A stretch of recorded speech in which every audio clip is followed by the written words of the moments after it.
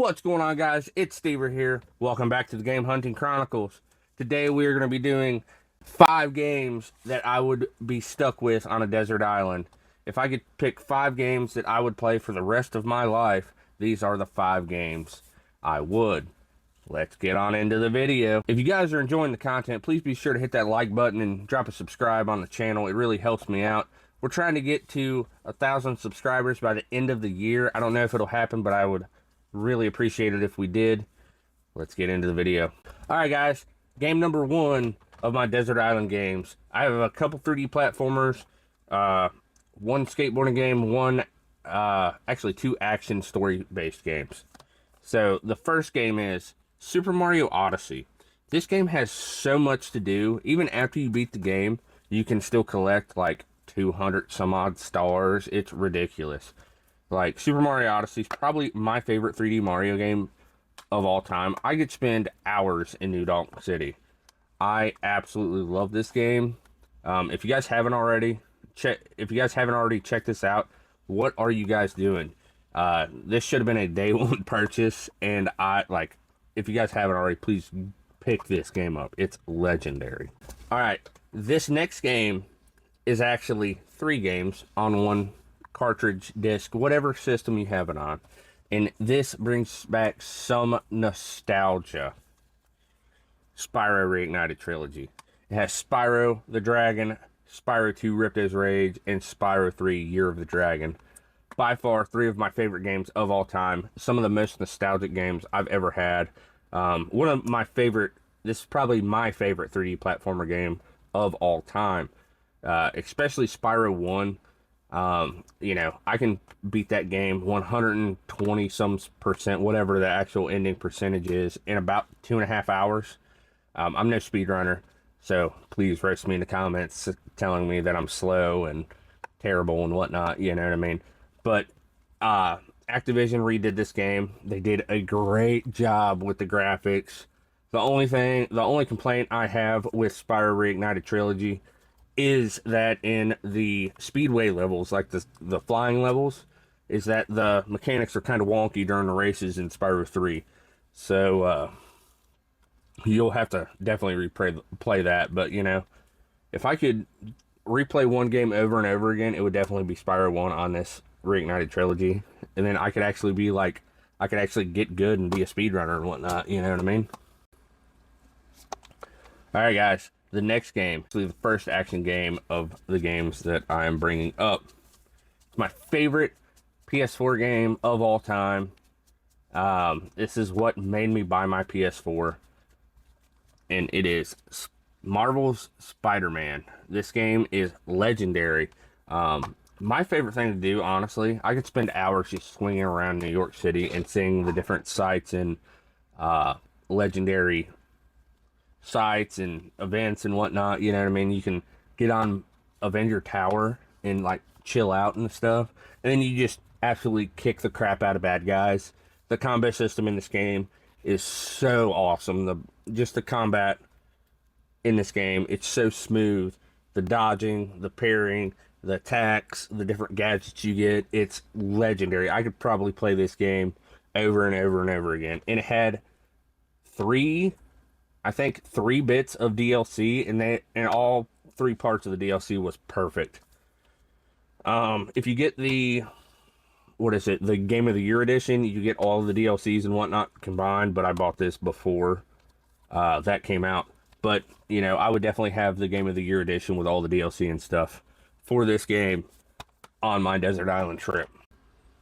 Alright guys, and now to my favorite skateboarding game of all time. Probably my favorite, this is my favorite Tony Hawk Pro Skater game of all time. This is my original copy from childhood, Tony Hawk's American Wasteland on the GameCube. This game is so good.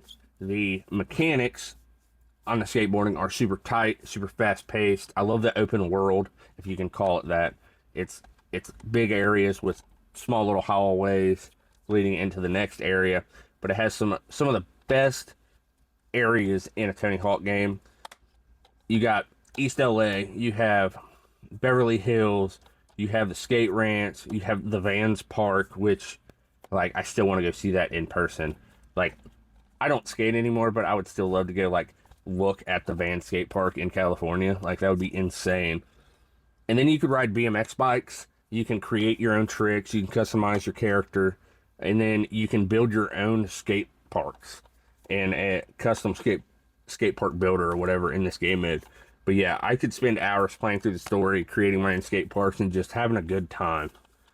So that's why this is my one skateboarding game that I would take on a desert island with me. All right, guys, this is the last main game I would take on a desert island with me, and it is Red Dead Redemption 2. I don't have the game with me. I'm actually lending out to a buddy to play. But Red Dead 2 is by far the greatest story-driven game of all time, in my opinion. It has the best story. It is one of the only video games to ever bring me to tears at the ending. I'm not going to spoil it. Spoiler free, don't worry. But my God, is this story a beautiful story. And the game has so much to do. It's an open sandbox like Rockstar always does. And it just, like, you can hunt for legendary animals. You can fish for legendary fish.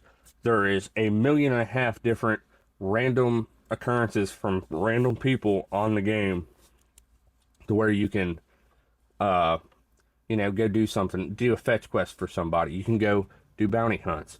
You can go up to random people and go, "Howdy, mister," and it's fantastic. If you guys haven't played it yet, by God, please go play Red Dead Redemption 2. This is by far probably my favorite game of last generation. I didn't finish it until recently, but then, I took like a week or two off, and then I was like, okay, I have to 100% this game. I have to buckle down and 100% this game. I've never been like that with any other like stupid long video game, but this game hooked me. So this is why this is the final main game of the desert island. I could play this for hours. All right, guys, we have one honorable mention for a desert island game. I said we were going to have 5, but we have a bonus game. It's Super Mario World for the SNES. This cartridge is from my childhood. This game has so much nostalgia for me. I remember my mom showing me how to play this game back in the day, and then she would just play this game for hours and hours and hours and hours. Like, when it was about time for bed, she would fire it up and whatnot, and she would play it. And then, she showed me how to play it. Then I completed it a couple times and whatnot. And then, well, a couple years ago, my mom passed away. So I've been holding on to this cartridge dearly. This is like my prized possession. So I would have to bring this. Even if I didn't play it, I would have to bring this game on Desert Island. That's why it was an honorable mention. All right, guys. That was my 5 Desert Island games. I appreciate you guys for coming by. Please hit that like button if you enjoyed the video. Drop a comment below of what your 5 Desert Island games would be. And be sure to hit that subscribe button. Guys, this has been Stever. Thank you for coming and enjoying my video game hunting chronicles. I'll catch you guys on the next video. See ya.